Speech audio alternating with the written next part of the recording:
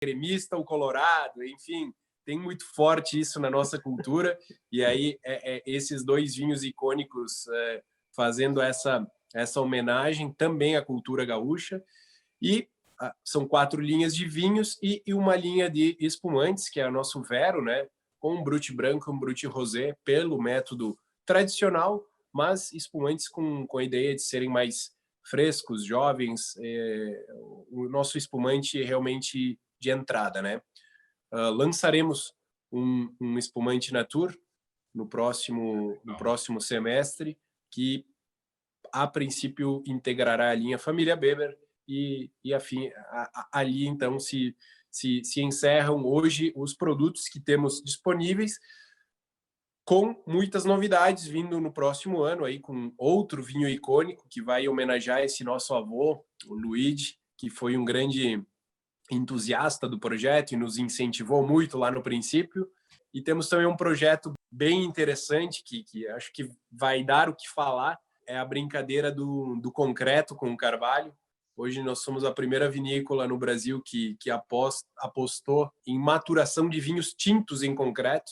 Eu só sabia do trabalho que a Gaspari desenvolvia com Sauvignon Blanc, e a gente apostou exclusivamente para tinto, e realmente o resultado está bem interessante. A gente quer fazer uma brincadeira aí e ter um vinho num conceito de vinho e experiência, tentando mostrar essas diferenças dos formatos de maturação para as pessoas, fazendo esse comparativo entre concreto e carvalho. Então, devemos lançar isso no próximo ano aí, para dar um plus aí na nossa linha de produtos. É ovo? Esfera. Nós importamos 2 esferas da França. Ela é um pouquinho diferente do oval, é realmente uma esfera mesmo. Enfim, resultado super interessante. Você tem pouco sotaque de gaúcho, só falou um bar até agora. Eu sou da parte comercial, tá todo dia falando com Rio, São Paulo, Nordeste, aí a gente, de certa forma, perde um pouco o sotaque, mas a gente preserva a cultura no coração. E aonde que vocês vendem mais e qual é o processo de comercialização que vocês... Então, hoje a nossa parte comercial ela está num sistema, vou falar um sistema misto, né?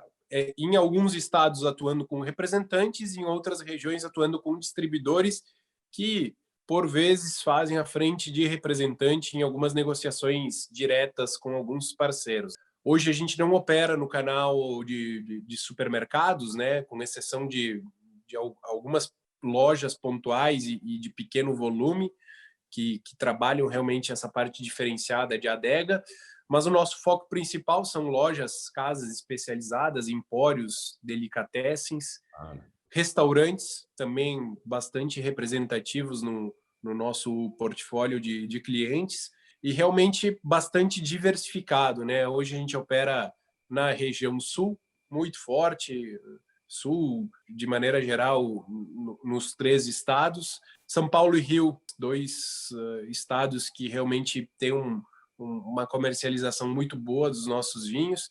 Alguma operação na região Nordeste também, bem representativo. Alguns pontos de venda na região Norte. Temos um continente aí para atravessar até o vinho chegar no cliente, né?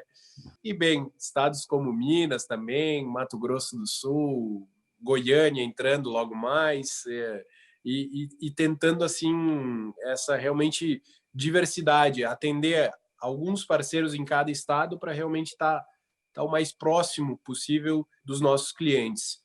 Uma frente de comercialização que até o ano passado não era explorada e não existia era o enoturismo, e aí com todo esse investimento que a gente fez na nossa parte de recepção, esse ano iniciamos realmente as recepções. Logo depois a gente acabou ficando fechado por questão de bandeira preta que decretou aqui no estado, e há pouco mais de um mês voltamos já a operar novamente com o receptivo, e é um receptivo que nos surpreende, assim, é uma brincadeira gostosa. Costumo falar que semana após semana aumenta o fluxo de pessoas na vinícola, e realmente nos surpreende os feedbacks enfim, os números que crescem, né? E aí, nem só falando em números de pessoas, mas também as experiências que as pessoas vivem aqui, né?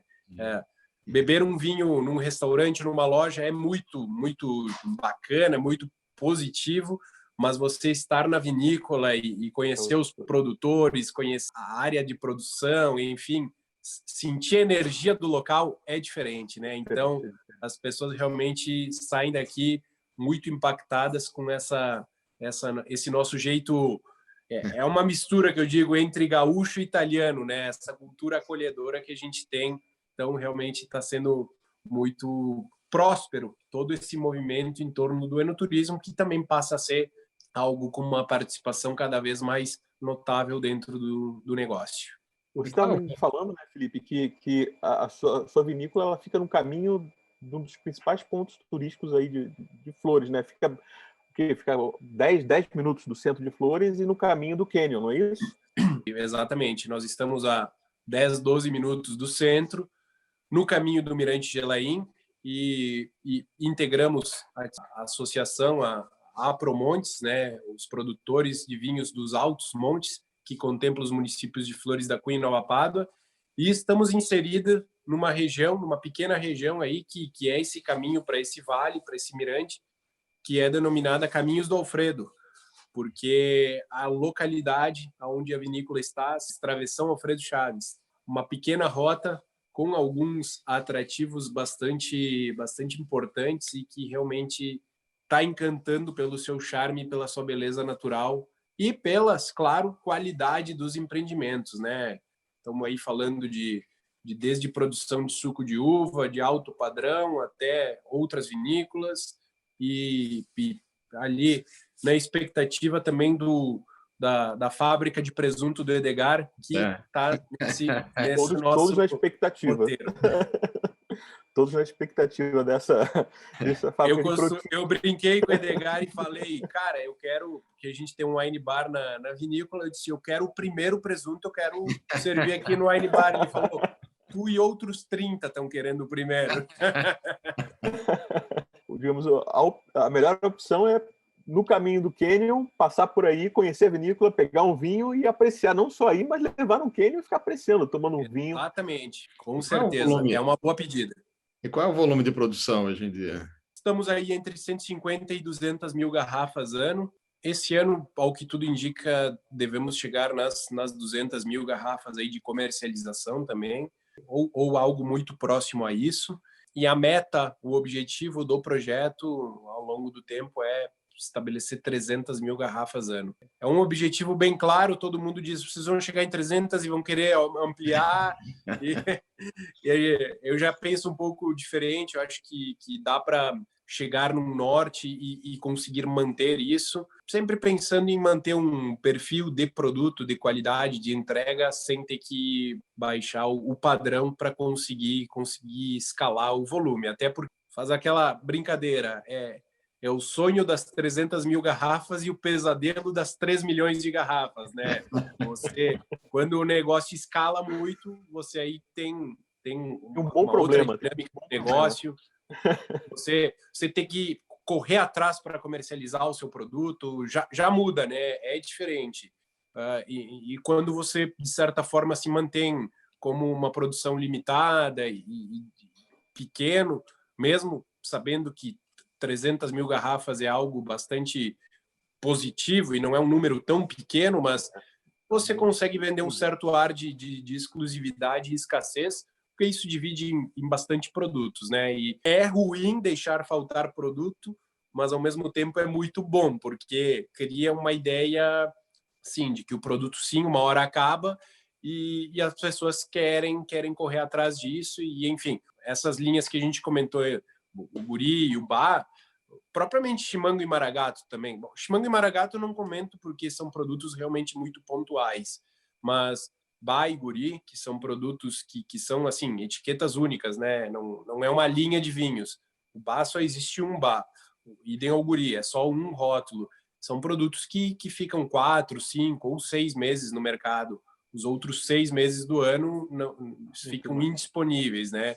Então, isso é bacana. Para a cadeia do vinho, de maneira geral, a gente sempre tenta orientar que se o dono de restaurante quiser inserir na carta, é um vinho que ele não vai ter disponível o ano todo, mas dá um certo ar de exclusividade, né? E você conseguir manter essa dinâmica realmente cria esse charme e essa característica que eu acho que os pequenos projetos têm, né? A gente poderia passar a produzir 300 mil garrafas de bar, ia ter o ano todo, mas acho que fica um charme aí por ter alguns produtos que em certa época do ano estão indisponíveis. E qual é o filho predileto aí? Qual que você indica para a gente procurar? Eu vou procurar o Toriga, eu vou procurar o Baca. O Toriga. Então, eu sempre costumo falar, para cada momento eu tenho um vinho predileto, né? Tem dias que eu sou muito fã do Almejo, que eu só quero aquele produto, aquele vinho descompromissado, só para beber uma taça. Tem dias que eu gosto muito da complexidade do Chimango, que é um branco barricado, 1 ano e meio de madeira. Enfim, eu não consigo elencar um predileto, mas se eu pudesse falar de algo que mexe com o meu coração de uma maneira diferente, é o Chimango, porque é um vinho branco barricado, um Chardonnay, e na minha memória, assim, lá quando eu tinha 14, como eu falei no vídeo anteriormente, eu decidi ser enólogo com 9 para 10 anos. E ali com 13, 14 anos eu já provava alguns vinhos, desafiava a escolher um vinho numa gôndola para a gente servir na janta, e meu pai me deixava beber 2 dedos de uma taça.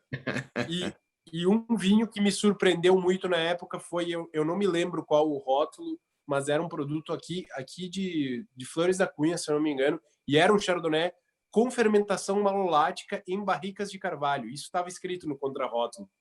Eu nunca esqueço. Que aí eu fui pesquisar nos livros o que era fermentação malolática, o que era essa tal de fermentação malolática.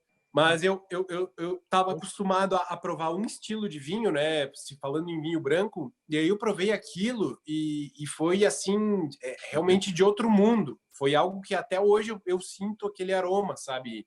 E se eu abrir uma garrafa de branco barricado, eu vou ter uma sensação muito parecida com o que eu tive. É a tal da memória olfativa, né? E realmente ter lançado esse produto no ano passado foi algo que me deixou muito feliz e realmente realizado em poder voltar no tempo com um vinho que eu estava ali elaborando e produzindo, entregando ao mercado. O volume maior é de vinho tinto, né? Hoje, sim, nós estamos aí com 70% da nossa produção de vinhos tintos, muito focado em tintos. Na sequência, obviamente, vem os espumantes, né? Mas é que os tintos ramificam para muitas categorias. Somos hoje, vou falar, pouco participativo na categoria branco e rosé, e um olhar nosso agora de 2021 foi para esses produtos. Lançamos agora no próximo mês o nosso primeiro Sauvignon Blanc, e na sequência já entra o Sauvignon Blanc 2021, compondo uma linha também com um Rosé 2021, um corte bem inusitado de Malbec Marcelin, e um Chardonnay também nessa linha. Estão tentando desempenhar e performar um pouco nessa categoria que ano após ano cresce muito, principalmente se falando em vinho rosé tranquilo. Hoje um vinho rosé tranquilo, bem feito, com uma boa apresentação, tem um perfil de consumidor muito grande, né? É aquele produto que você compra pelo olho e se ele for bom, se ele realmente valer o desembolso, você cria aí um fã do produto, né? Então, vamos ingressar nessas categorias, o que, de certa forma, também vem para somar e para ajudar a diluir e a ser mais representativo nisso que hoje é uma exigência do nosso canal de compra, é uma exigência do nosso consumidor. Então, comentávamos do Chardonnay e da qualidade média dos vinhos brancos tranquilos, é acima da média, se falando em comparativo com outros países produtores, e eu concordo. Dizia para ti, Marcelo, que lançaremos aí na sequência um Chardonnay na linha Almejo, vai ser um corte de Chardonnay Riesling, e já da safra 2021, e você prova isso no tanque agora, o vinho, que já está em processo de finalização mesmo, já com estabilização concluída, enfim, realmente é um vinho exuberante, um vinho que te seduz no aroma, na boca, e é um vinho, ele é simples, mas é encantador ao mesmo tempo. É um vinho que vai estar ali na faixa de 50, 60 reais, e realmente, se você for comparar com concorrentes de faixa de preço, você vai perceber que realmente ele está muito acima da média. Se falar em brancos de uma categoria um pouco mais alta, então a gente ganha também, porque especificamente Serra Gaúcha e Serra do Sudeste, aqui, que é onde a gente cultiva esses brancos, você consegue ter uma acidez, um frescor, uma mineralidade natural incrível, encantadora, e que realmente fazem toda a diferença para esses vinhos brancos. Então, vou ser obrigado a concordar contigo que a nossa qualidade média de brancos é muito acima da média aí exatamente. da O categoria. Chardonnay, nosso Chardonnay é impressionante. E o Riesling vem do Agora, Sudeste? a Serra do Riesling nós Sudeste. estamos com vinhedo na Serra do Sudeste e Chardonnay na Serra Gaúcha. É. E parte na Serra do Sudeste também. Então, o que eu estava te falando, né, Felipe? Você agora criou um monstro. Eu vou atrás desse Chardonnay barricado, 18 meses.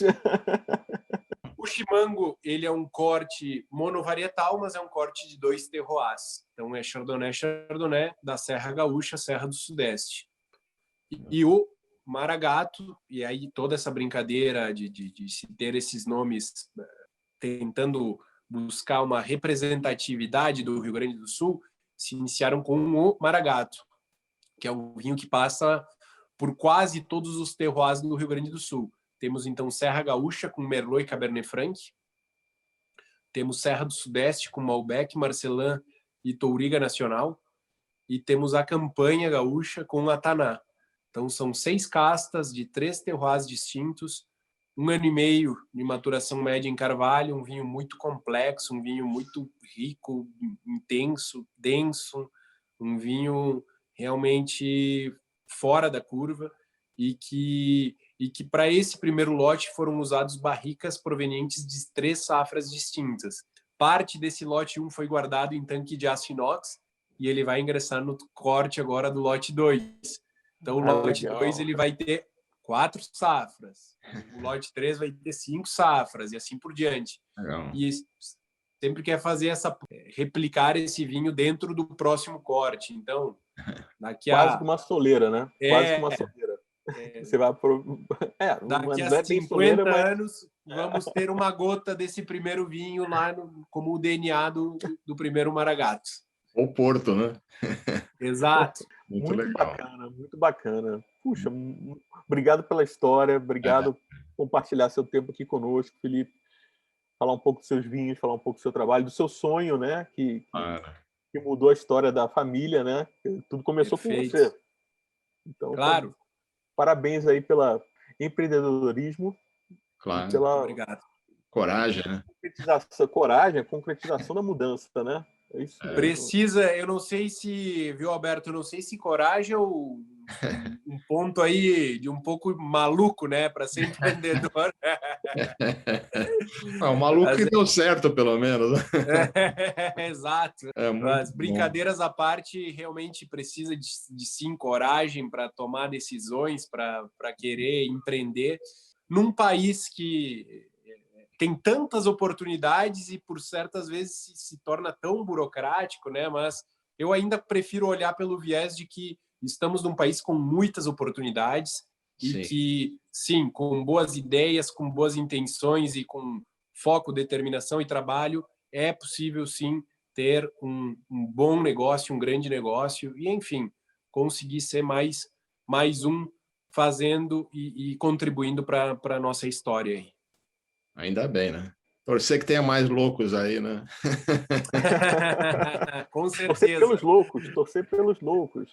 Vocês sabem que todo esse movimento em torno da viticultura e posterior vitivinicultura nas outras regiões do país, ele é muito positivo, porque ele torna o vinho algo cultural, né?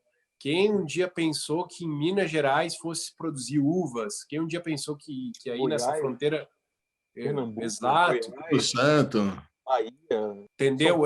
São São muitas frentes de produção e que são extremamente positivas para difundir a cultura da uva e do vinho.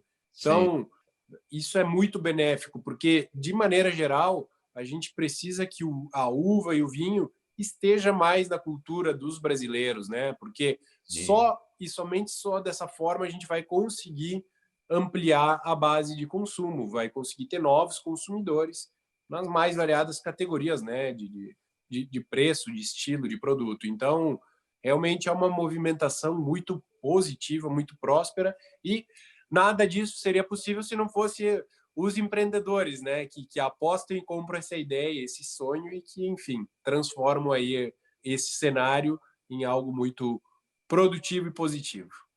Bom, muito obrigado para você, por você. A gente agradece aí o seu tempo, que está tirando de produzir vinho e está gastando um pouco aí.